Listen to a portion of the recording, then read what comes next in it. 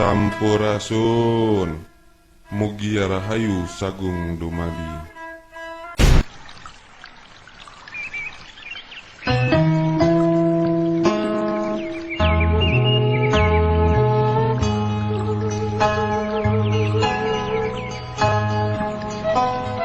Kenapa Majapahit tidak menaklukkan Sunda? Benarkah Gajah Mada segan pada kerajaan Sunda?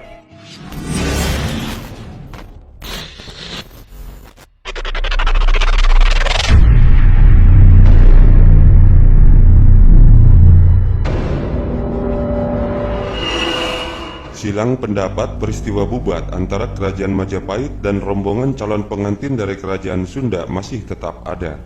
Benar tidaknya peristiwa bubat masih menjadi perdebatan hingga hari ini. Tak kurang para ahli sejarah dan arkeolog yang mempercayai bahwa peristiwa bubat adalah fakta historis dan banyak pula yang menganggap bahwa peristiwa itu tidak pernah terjadi. Namun dari kedua kubu sepakat bahwa Majapahit tidak pernah melakukan serangan terbuka dan menaklukkan kerajaan Sunda.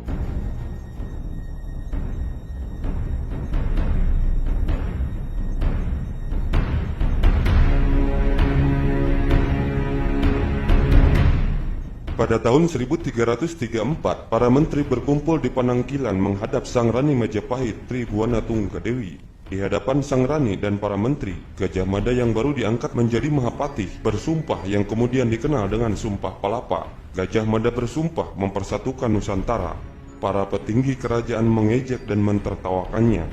Jika telah berhasil menundukkan Nusantara, Gurun, Seran, Tanjung Pura, Haru, Pahang, Dompo, Bali, Sunda, Palembang, Tumasik telah tunduk, saya baru akan memakan Palapa, kata Gajah Mada. Menurut sejarawan Slamet Mulyana, sumpah Gajah Mada itu menimbulkan kegemparan. Para petinggi kerajaan merespons dengan negatif. Ra Kembar misalnya mengejek Gajah Mada sambil mencaci maki. Ra Banyak juga turut mengejek dan tidak mempercayainya. Jabung Terewes dan Lembu Peteng tertawa terbahak-bahak. Sumpahnya itu diucapkan dengan kesungguhan hati, oleh karena itu dia sangat marah ketika ditertawakan. Demikian menurut Slamet Mulyana dalam bukunya Tafsir Sejarah Negara Kertagama. Gajah Mada marah setelah melenyapkan para pencibir yang menentang Sumpah Palapa. Gajah Mada beserta para pendukungnya mulai unjuk kekuatan. Bersama tentara Majapahit, mereka memulai serangkaian serangan keluar Jawa. Wilayah pertama yang diserang adalah Bali. Empu Prapanca menyebut Raja Bali berbuat kasar, kejam, nista, sehingga perlu diperangi. Negara Kertagama mencatat serangan terbuka pada tahun 1265 Saka atau 1343 Masehi di bawah pimpinan Gajah Mada dan Empu Aditya Warman, seorang kerabat Tribhuwana Tunggadewi yang berdarah Melayu. Setelah perang yang lama dan melelahkan, Bali akhirnya takluk sebelum kemudian Gurun atau Pulau Lombok.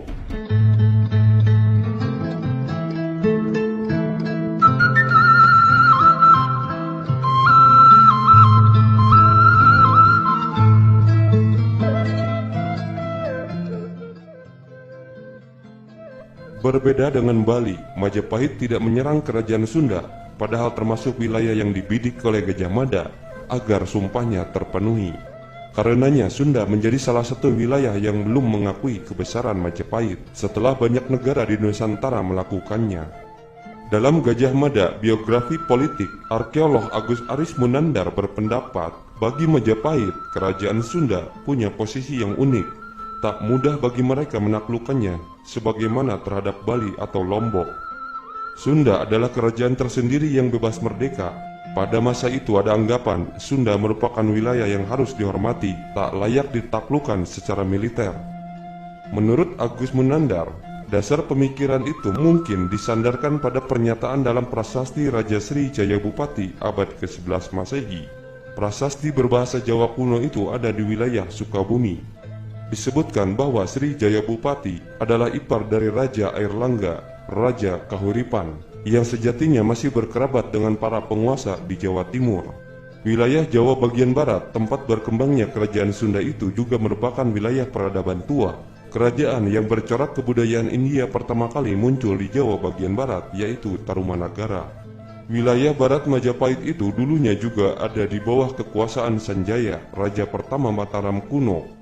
Berdasarkan prasastinya merupakan yang pertama menyebarkan agama Hindu Trimurti. Agama ini terus dikenal hingga masa Majapahit. Sanjaya dapat dipandang sebagai penyeru agama Hindu Siwa di Jawa. Karena itu bekas daerah kekuasaannya tetap harus dihormati. Demikian menurut Agus Aris Munanda.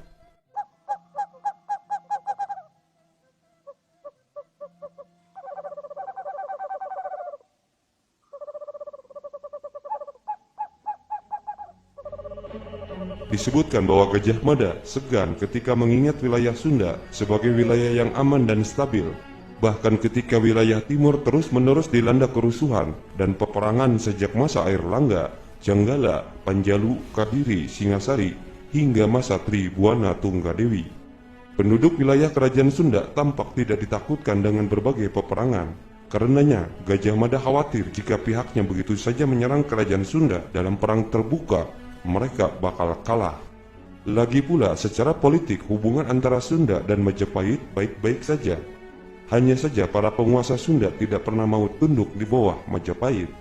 Peluang itu akhirnya datang ketika putri Raja Sunda Dyah Pitaloka atau Citra Resmi akan menikah dengan Prabu Hayam Wuruk, sehingga selanjutnya peristiwa ini menimbulkan tragedi Pubat.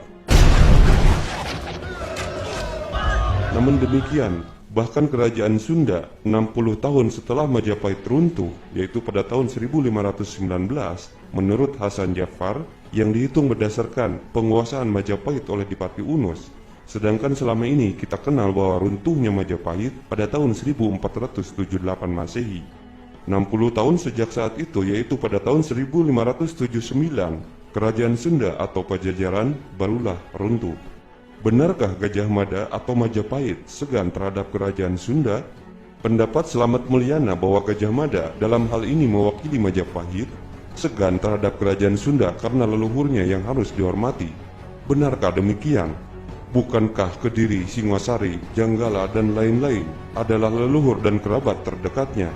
Mengapa justru wilayah-wilayah tersebut menjadi bagian dari wilayah taklukannya?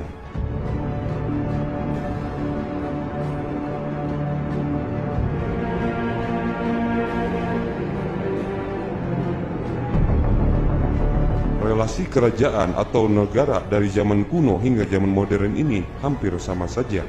Kepentingan pihak-pihak yang menentukan pola hubungan itu. Pola hubungan antar negara atau kerajaan bisa bersifat klien patron, di mana ada bawahan dan pihak lain menjadi yang dipertuan agung. Bisa juga pola hubungan antar kerajaan bersifat mitra satata alias sejajar.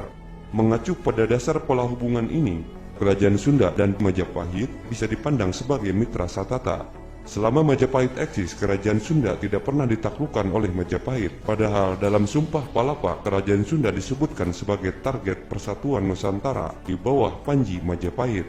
Mengapa tidak dilakukan penyerangan terbuka oleh kerajaan Majapahit terhadap kerajaan Sunda? Analisis bahwa Gajah Mada atau Hayam Wuruk segan terhadap kerajaan Sunda sebagai leluhurnya rupanya terlalu sederhana. Adanya hambatan atau perhitungan militer untuk melakukan serangan atau tidak lebih masuk akal ketimbang keputusan tindakan pasukan Bayangkara Majapahit dengan alasan segan. Hal ini menjadi lebih masuk akal. Namun demikian, secara umum belum ada sejarawan yang secara tegas menyebutkan alasannya. Adanya prasasti yang mendukung hipotesis bahwa pertimbangan kekuatan militer kerajaan Sunda bisa kita jadikan dasar pertimbangan alasan Majapahit tidak menyerang kerajaan Sunda. Prasasti Geger Hanjuang tahun 1111 Masehi dari Tasikmalaya, misalnya, menjelaskan persiapan militer oleh penguasa Galunggung saat itu, yaitu Batari Hyang Janapati dalam persiapan kemungkinan serangan kerajaan Sunda. Namun, amanat Galunggung juga menceritakan pembuatan parit-parit pertahanan militer di Galuh. Di Pakuan Sunda juga membangun parit-parit pertahanan dan penyediaan asrama-asrama prajurit bagi militer kerajaan Sunda. Ditambah lagi disebutkannya 20 strategi perang kerajaan Sunda dalam naskah Sang Hyang Siksa Kandang Karasian. Semua itu dapat menjadi gambaran bagi kita bahwa kekuatan militer kerajaan Sunda sangatlah tangguh.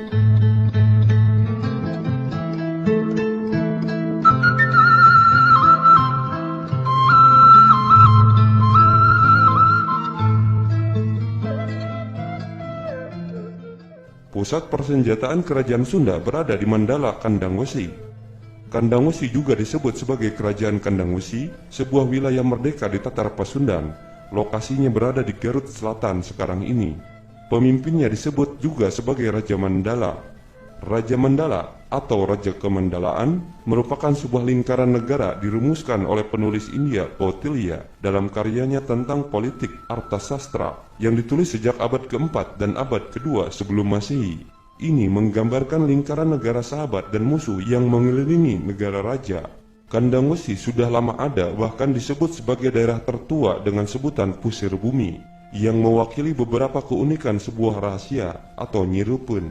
Dalam babat dan sejarah lisan menyebutkan bahwa Kandang Wesi telah memiliki para ahli di bidang najum dan kanuragan serta beberapa empu pembuat perkakas yang diperkirakan ada sejak tahun 720 Masehi. Kandang Wesi dikenal sebagai pusat cacandrang atau persenjataan perang.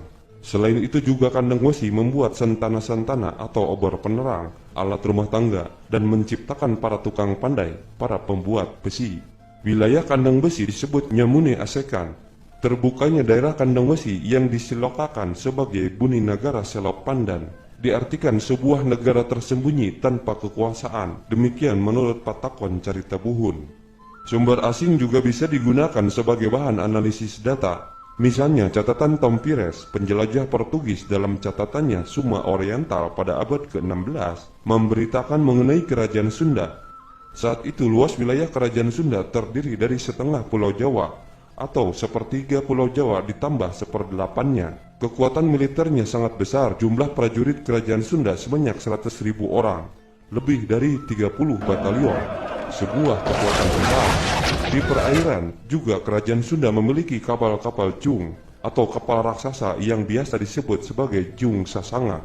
Tom Pires kerap membandingkan Kerajaan Sunda dengan Jawa. Menurutnya, orang Sunda selalu bersaing dengan orang Jawa. Begitupun orang Jawa selalu ingin bersaing dengan mereka. Dalam keseharian, orang Jawa dan Sunda tidak banyak berteman, namun tidak pula bermusuhan. Mereka mengurus urusan masing-masing. Mereka saling berdagang. Mereka bertemu di Pelabuhan Cimanuk. Pelabuhan ini berada di bawah kekuasaan Raja Sunda. Cimanuk menjalankan perdagangan yang baik, di mana Jawa juga berdagang dengannya. Jika menurut Tom Pires, perbatasan Sunda dan Jawa pada abad ke-16 berada di Sungai Cimanuk yang kini mengaliri wilayah Indramayu hingga Garut. Itu berbeda dengan masa yang lebih tua. Wilayah Kerajaan Sunda pada masa Tom Pires sepertinya telah menyempit dibandingkan keterangan dalam catatan Bujangga Manik.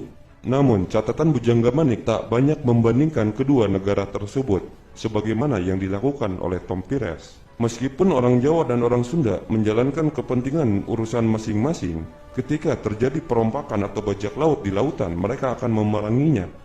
Melihat gambaran Tom Pires bahwa orang Sunda dan Jawa selalu bersaing, adalah hal yang tidak menjadi alasan bagi Gajah Mada segan terhadap Kerajaan Sunda, yang disebabkan oleh penghormatan terhadap leluhur. Bisa jadi tidak dilakukannya penyerangan dan usaha penaklukan Kerajaan Sunda oleh Majapahit oleh karena perimbangan kekuatan militernya. Demikian pula di zaman modern ini, bila kedua negara memiliki kekuatan militer yang seimbang, cenderung mereka akan berjalan masing-masing atau bahkan bekerja sama.